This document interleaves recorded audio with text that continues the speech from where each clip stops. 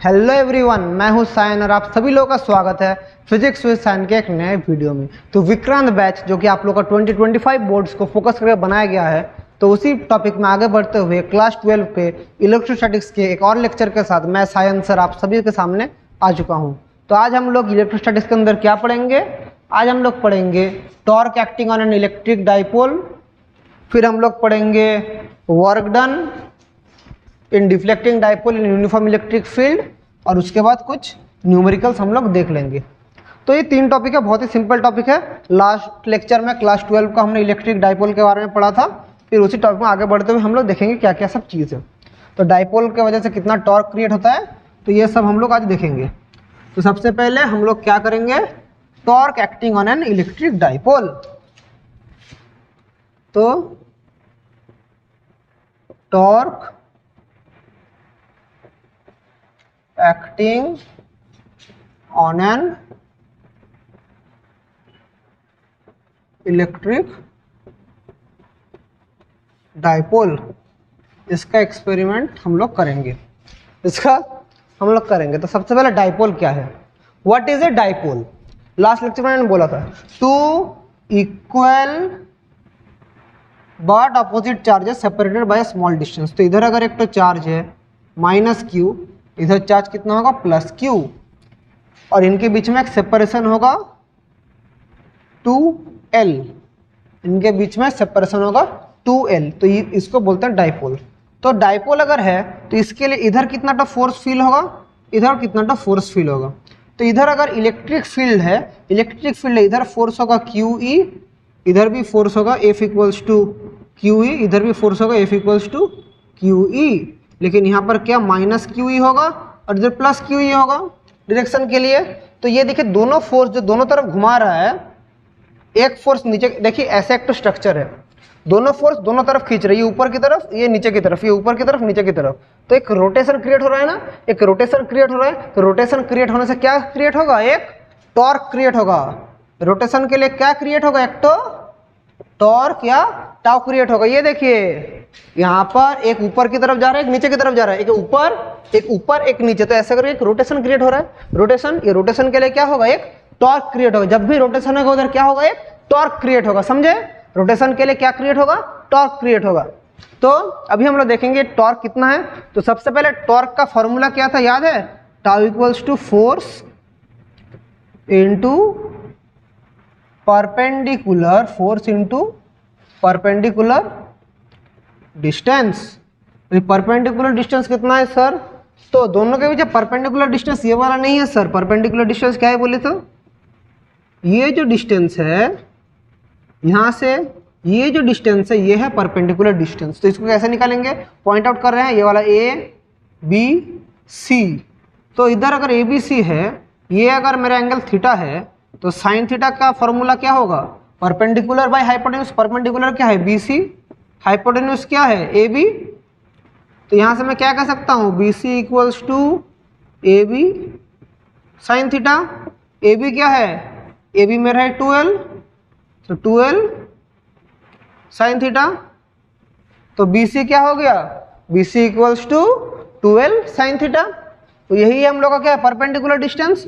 तो फोर्स कितना है? फोर्स मेरा QE, परपेंडिकुलर डिस्टेंस कितना है? 2L sine theta. तो मैं इसको ऐसे लिख सकता हूँ, Q into 2L into E sine theta लिख सकता हूँ। Q इंटू 2L का मतलब क्या है? Dipole moment. तो PE साइन थीटा, जहाँ पर P equals to Q into 2L, यह क्या है? डाइपोल मोमेंट है, यह है dipole moment. Tau equals to PE sine theta. और इसी को हम लोग अगर वेक्टर फॉर्म में लिखेंगे तो क्या होगा?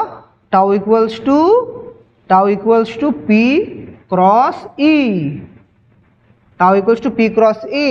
तो torque acting on electrical dipole कितना आ गया? Torque acting on electrical dipole आ गया P cross E। Torque acting कितना आ गया? P cross E। तो ये वाला मेरा फर्स्ट एक्सप्रेशन था निकालने के लिए। ये वाला भी आप लोग एग्जाम में आता है, बहुत ही इंपॉर्टेंट प्रूव है। और इसके बाद हम लोग क्या करेंगे?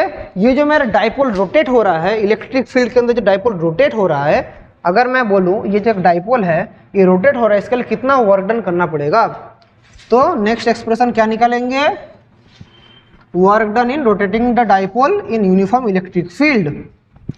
क्या करेंगे, work done in rotating dipole in uniform, work done in rotating dipole in uniform electric field. देख लेते हैं क्या है। तो देखो,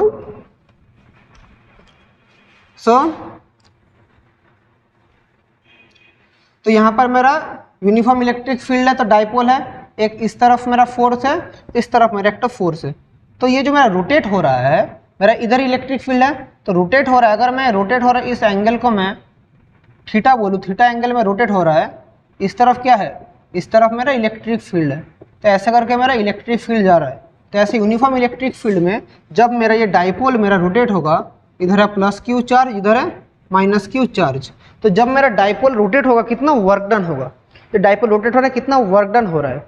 तो मेरा टॉर्क कितना आया, टॉर्क आया है पीई साइन थीटा। तो डाइपोल रोटेट करने के लिए बच्चों वर्क डन कितना होता है, आपने वर्क डन का फॉर्मूला सीखा था क्लास 11 में, टाउ के साथ कैसे वर्क डन का फॉर्मूला रिलेटेड है। तो इधर अगर एक स्मॉल पोर्शन को लेंगे फिर हम लोग उसको इंटीग्रेट करेंगे। तो फॉर एन एलिमेंट्री पोर्शन के लिए मेरा जो dw होगा, मतलब छोटा पोर्शन का छोटा वर्क, वो कितना होगा, टाउ डी थीटा होगा, टाउ डी थीटा। तो टोटल वर्क डन तो कितना होगा, integration of dw integration of tau d theta. तो टाउ कितना है, PE sine theta, PE sine theta d theta. Limit कहाँ से कहाँ, 0 से थीटा, theta equals to 0 to theta. PE constant है, पीई बाहर आ जाएगा, साइन थीटा डी थीटा का इंटीग्रेशन क्या है, minus cos theta 0 to theta. So PE cos theta का जगह क्या लिखेंगे, एक बार साइन थीटा डी थीटा का इंटीग्रेशन क्या है, माइनस कॉस थीटा। तो कॉस थीटा का जगह एक बार लिखेंगे क्या, माइनस कॉस थीटा, फिर माइनस ऑफ माइनस मतलब प्लस कॉस 0। तो क्या होगा, पीई 1 माइनस कॉस थीटा। तो this is the work done, PE W equals to PE 1 minus cos theta. तो this is the work done in rotating a dipole in uniform electric field. यह है इसका expression. तो work done कितना आ गया, work done हमारा आ गया है W equals to PE 1 minus cos theta. अगर अभी लिमिट मेरा 0 से थीटा नहीं होके थीटा 1 से थीटा 2 होता, तब क्या होता, तो इधर मेरा होता थीटा 1 से थीटा 2। तो एक बार कॉस इधर मैं लिख लेता थीटा 2 प्लस कॉस थीटा 1, तब क्या होता, तो PE cos theta 1 minus theta 2। अगर मेरा लिमिट होता थीटा 1 से थीटा 2, तब मेरा होता PE cos theta 1 minus cos theta 2। तो ये है फॉर्मूला फॉर डाइपोल के साथ टॉर्क का रिलेशन। ये इतना ही इसका थ्योरी था। तो मैं ये छोटा टॉपिक क्यों पढ़ाया आज, कि नेक्स्ट दिन से हमारा गॉस थ्योरम शुरू होगा। तो गॉस थ्योरम एक थोड़ा अलग टॉपिक है, तो इन टॉपिक को मैंने कवर कर दिया। अभी इससे रिलेटेड क्या क्या न्यूमेरिकल्स आ सकता है वो हम लोग करेंगे, फिर हम लोग आज का टॉपिक है एंड करेंगे। पहले इसका न्यूमेरिकल्स देख लेते हैं। तो एक तो मैं न्यूमेरिकल्स करा रहा हूँ पहले। तो अगर मैं आप लोग को एक वेक्टर से करवाता हूँ, आपको मैं टॉर्क दे देता हूँ और इलेक्ट्रिक फील्ड दे देता हूँ, बोल दूंगा फोर्स कितना है। तो क्वेश्चन 1, चलिए टॉर्क मैंने आप लोग को बोल दिया कहीं पर है 2i प्लस 5j माइनस के टॉर्क टाउ है। और आप लोग को ये बोल दिया हूँ, और इसके लिए मैं आप लोगों को टाउ छोड़िए, हाँ ठीक है, टाउ दे दिया हूँ। और आप लोगों को मैं इलेक्ट्रिक फील्ड की जगह दे दिया हूँ आई कैप माइनस जे कैप प्लस 2k कैप। तो यहाँ से मैं आप लोगों को बोल रहा हूँ, ये बोल दे रहा हूँ टॉर्क, नहीं चलिए टॉर्क आप लोगों को मैं ठीक है ये वाला दे दिया हूँ। और यहाँ से मैं आप लोगों को बोल रहा हूँ डाइपोल मोमेंट निकालने के लिए। यहाँ से मैं आप लोगों को बोल रहा हूँ डाइपोल मोमेंट कितना है निकालिए। तो कैसे करेंगे, हमें क्या पता है tau equals to P cross E, लेकिन हमें नहीं पता पी क्या है। तो ऐसे टाइप का प्रॉब्लम के लिए क्या करेंगे, तो ऐसे टाइप का प्रॉब्लम के लिए हम लोग एक चीज़ कर सकते हैं कि हम लोग कर सकते हैं let P equals to P x i cap plus P y j cap plus P z k cap. तो इधर मेरा पी क्रॉस ये क्या होगा, क्रॉस प्रोडक्ट आई जे के। याद कीजिए वेक्टर में आई जे के मैंने पढ़ाया था, तो आई कैप के नीचे क्या आएगा, सबसे पहले पी क्या है, P x P y P z. उसका नीचे इधर क्या आएगा, देखिए 1 -1 2, और लेफ्ट हैंड साइड में क्या है 2i प्लस 5j माइनस के। तो इधर मेरा i तो क्या होगा 2py minus pz minus j 2px minus pz plus k minus px minus py minus px minus py। ये एक्सप्रेशन आ रहा है। तो इसके साथ अगर मैं कंपेयरिंग करके मेरे देखिए i के साथ i, j के साथ j, k के साथ k, तो क्या आएगा, तो 2py minus pz equals to 2 आ रहा है। सबसे पहले इक्वेशन 1, फिर 2px minus pz equals to आ रहा है -5 इक्वेशन 2, और लास्ट में क्या आ रहा है px plus py equals to 1 आ रहा है इक्वेशन 3। कंपेयर करने के बाद तभी हम लोग इन तीनों एक्सप्रेशन से तीन चीज़ को निकालेंगे, px py pz को निकालेंगे। तो सबसे पहले हम लोग क्या करेंगे, देखिए इन दोनों को अगर मैं सब्ट्रैक्ट करूं, सबसे पहले मैं अगर 1 - 2 करूं, देखिए क्या होगा 2py रहेगा 2py, pz कट जाएगा, -2px इक्वल्स टू क्या आएगा 2 माइनस -5 तो आएगा 7। तो py माइनस px कितना आ गया है 7/2। तो इन दोनों को अगर अब हम लोग ऐड करेंगे, इक्वेशन नंबर 4 है, तो इक्वेशन नंबर 4 है, तो 3 और 4 को हम लोग अभी ऐड करेंगे। तो देख लीजिए क्या होगा, बहुत ही ईजी प्रॉब्लम है। अभी हम लोग 3 + 4 करेंगे, तो देखिए 3 और 4 ऐड करने से px कट जाएगा, सिर्फ क्या पड़ा रहेगा 2py equals to 1 + 7/2 that is 9/2। तो py क्या आ गया 9/4। py अगर आ चुका है तो मेरा px कितना होगा, px होगा 1 माइनस py, तो 1 माइनस 9/4 तो -5/4 आ जा रहा है। और अगर px py आ गया है तो हम लोग इधर बिठा देने से pz आ जाएगा। तो pz का वैल्यू क्या है, तो pz का वैल्यू है हमारा, देख लीजिए, तो देयरफॉर pz क्या है 2py - 2, तो इस फॉर्मूला में बिठा देने से pz आ जाएगा। तो py कितना है, ये वाला py, तो -2 × 5/4 -2, सो -5/2 -2, सो 2 -5 -4, सो -9/2। तो px py और pz आ चुका है। तो मेरा डाइपोल मोमेंट का अल्टीमेटली फाइनल आंसर क्या हो रहा है, तो मेरा जो डाइपोल क्वेश्चन जो था, तो डाइपोल मोमेंट क्या आ रहा है, px क्या निकला है देखिए -5/4, सो -5/4 i cap plus 9/4 j cap plus नहीं -9/2 k कैप। तो ये है मेरा डाइपोल मोमेंट। तो ऐसे टाइप का एक प्रॉब्लम आ सकता है। और क्या प्रॉब्लम आ सकता है, अगर आपको ऐसा एक क्वेश्चन दे कि यहां पर आप लोगों को बोल देगा एक डाइपोल है, दोनों में सेम चार्ज है, तो इसका मिड पॉइंट से x डिस्टेंस दूर, तो यहाँ पर ये डिस्टेंस बोल दिया 2d, x डिस्टेंस दूर एक चार्ज है, q चार्ज है, पॉइंट P में q चार्ज है। तो इसमें मैक्सिमम फोर्स कब होगा उसकी कंडीशन निकालने के लिए, find when charge q will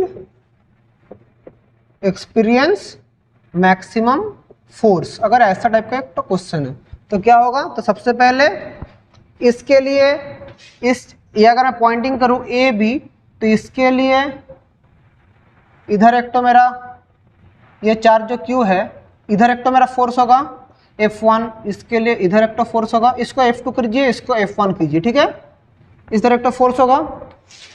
अगर ये एंगल थीटा है और इस तरफ ये मेरा है, ये थीटा है, तो ये वाला भी थीटा होगा, और ये थीटा है तो ये वाला भी थीटा होगा। अब ये थीटा है तो ये वाला भी थीटा होगा और ये वाला भी थीटा होगा। समझे डायग्राम? अभी F2 का 2 कंपोनेंट होगा। क्या कंपोनेंट होगा? इधर होगा मेरा F2 साइन थीटा और इधर होगा F2 कॉस थीटा।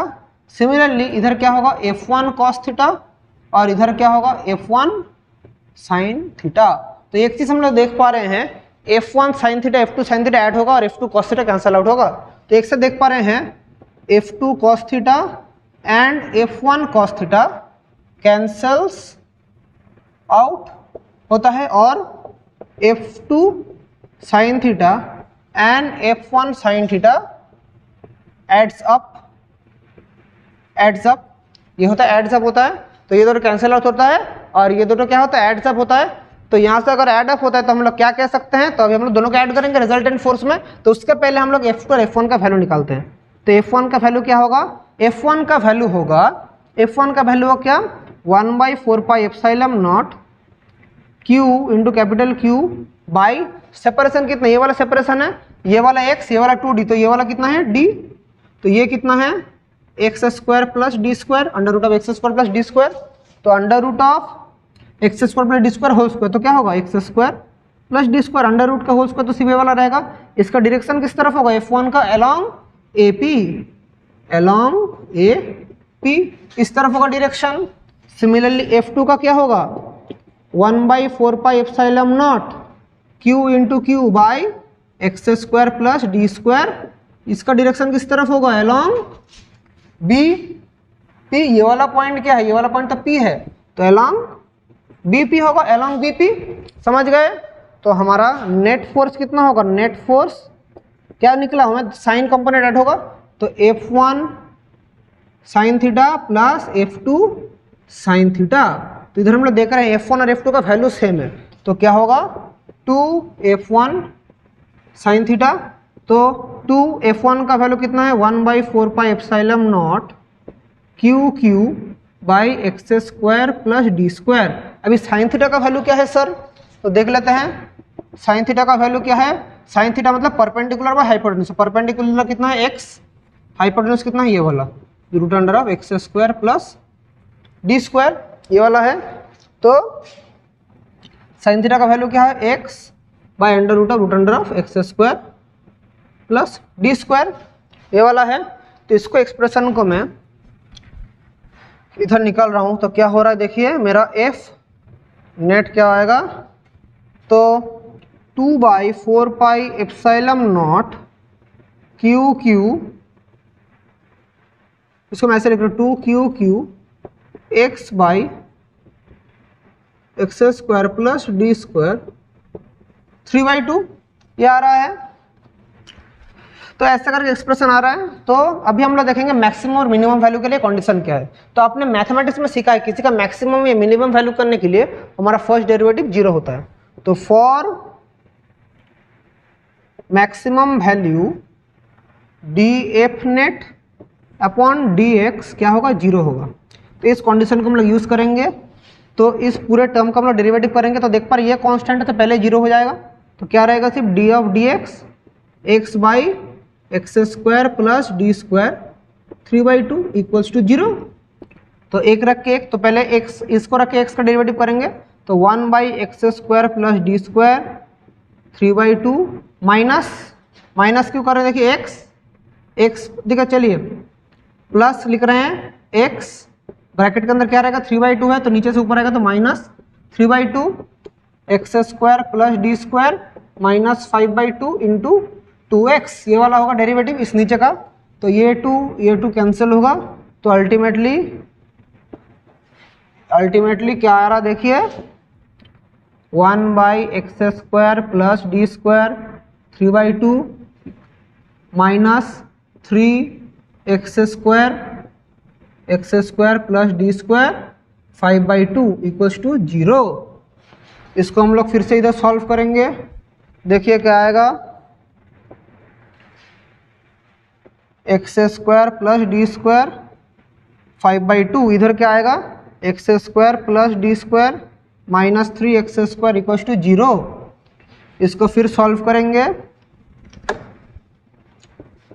तो d square minus 2x² equals to 0 और x equals to d square by 2 और x इक्वल्स टू d/√2।